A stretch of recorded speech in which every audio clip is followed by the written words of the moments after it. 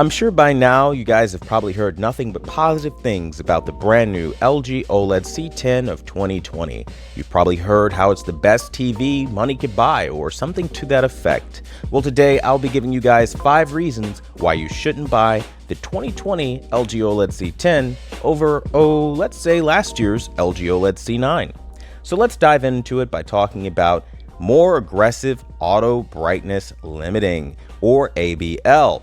Now, what this means is that there's a feature built into LG's TVs for the new guys out there that basically abruptly and aggressively switches on a dimming to your screen.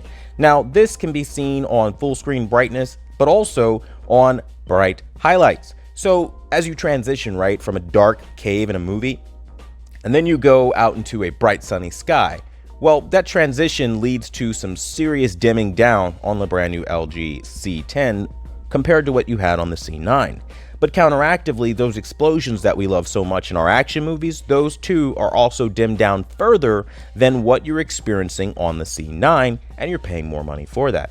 Now, the next reason you shouldn't buy the LG OLED C10 is because its downgraded HDMI is not real HDMI 2.1. Now, LG is touting around the fact that they have HDMI 2.1, but in reality, HDMI 2.1 is outlined at 48 gigabits per second.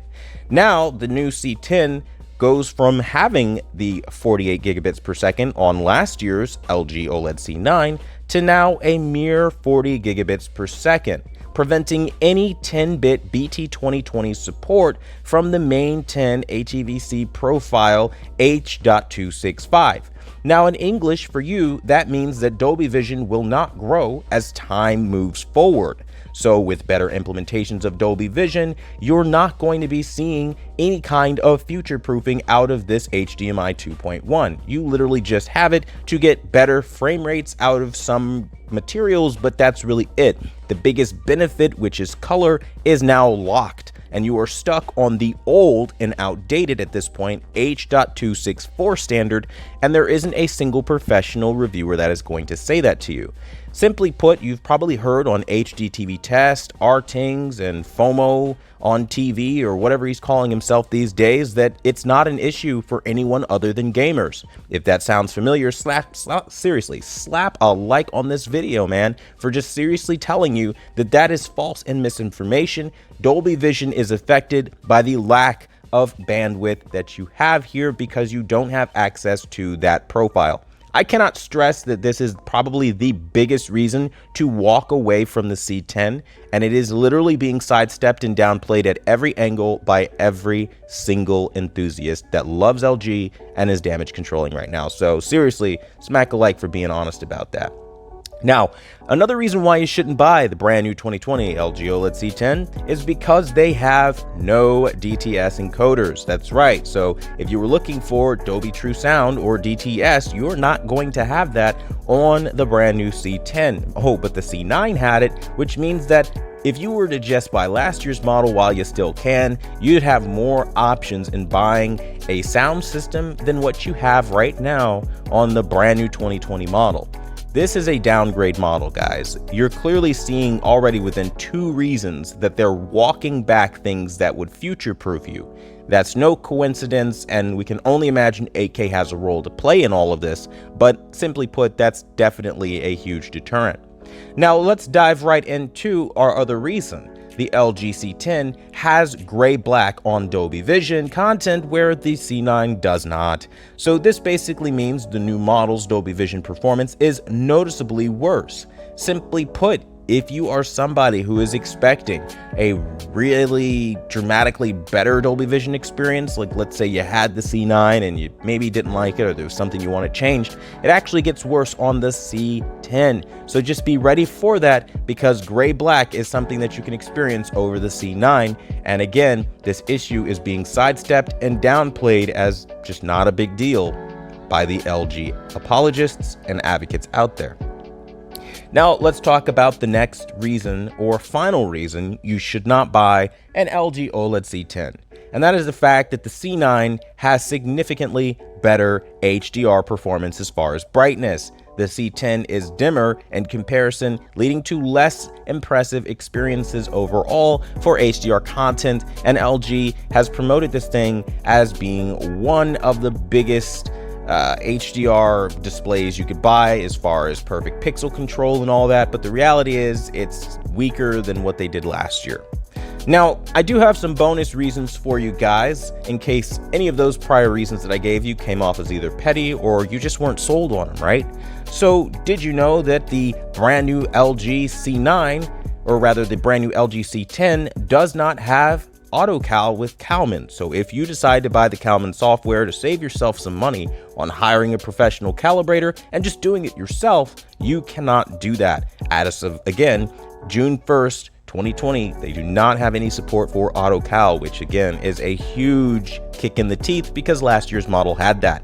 Now, also, there are many, and I'm going to throw this out there for those of you who are buying into the G-Sync claims of LG. Yeah, that's right. There are many of my customers and people that I've run into on the internet experiencing G-Sync setup issues with not just this version of LG OLED, but LG OLED in general. But it seems to be more intensified with the LG C10, where they can't set it up at all, or they're having serious bugs and glitches along the way. And I'm telling you right now, that is something that you might want to poke an eye on, because if you're selling this thing as G-Sync, maybe it should be extremely user-friendly to set up and it should just work. However, on the brand new LG C10 of 2020, it does not work.